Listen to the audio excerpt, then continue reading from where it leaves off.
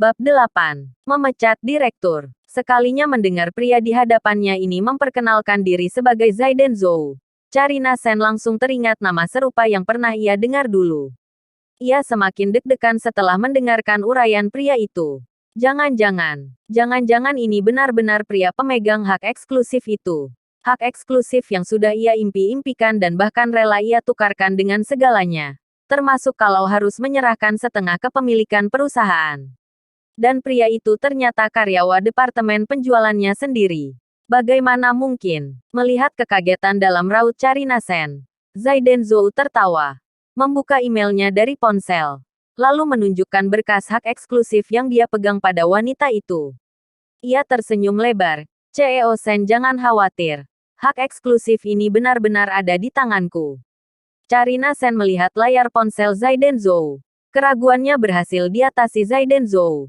Namun tetap saja ia masih ingin menyelidiki lebih lanjut hal ini. Wanita itu bertanya, bagaimana mungkin hak eksklusif ini bisa ada di tanganmu? Zaiden Zhou tersenyum. Bagaimana bisa ada di tanganku? Itu CEO Sen, tidak perlu dipusingkan. Yang jelas sekarang aku ingin menawarkan kerjasama penggunaan hak eksklusif ini dengan Outstanding Corp. Kamu tertarik tidak?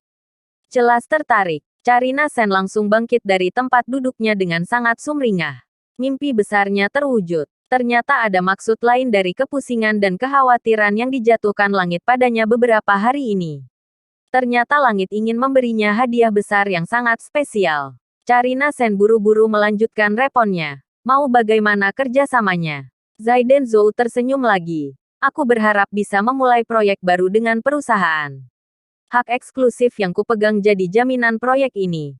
Dan uang, pekerja, peralatan, dan media publikasi semuanya perusahaan yang urus. Aku ingin pegang saham 60% dalam proyek ini. Carina Sen kurang setuju. Zaiden Zhou, semua model perusahaan yang urus. Dan kamu masih mengharapkan saham 60%.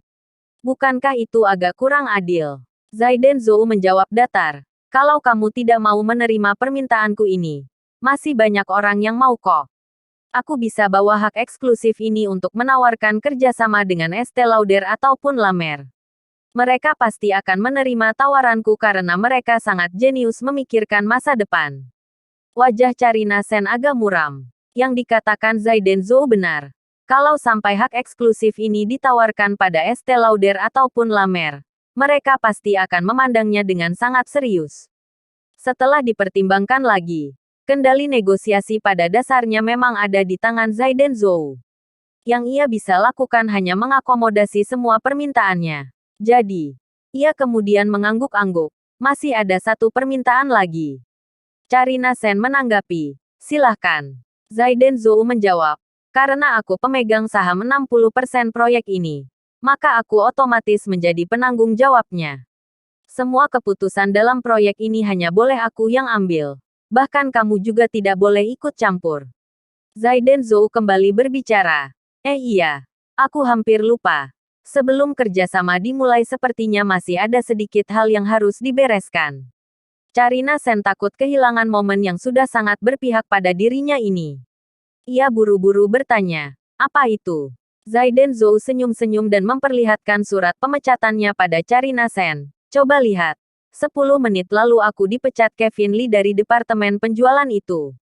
Kalau kamu biarkan ini, kerjasama kita nampaknya tidak bisa dijalankan. Carina menunduk geram. Apa ini? Memecat Zaiden Zhou. Ia pemegang hak eksklusif kelas dunia padahal.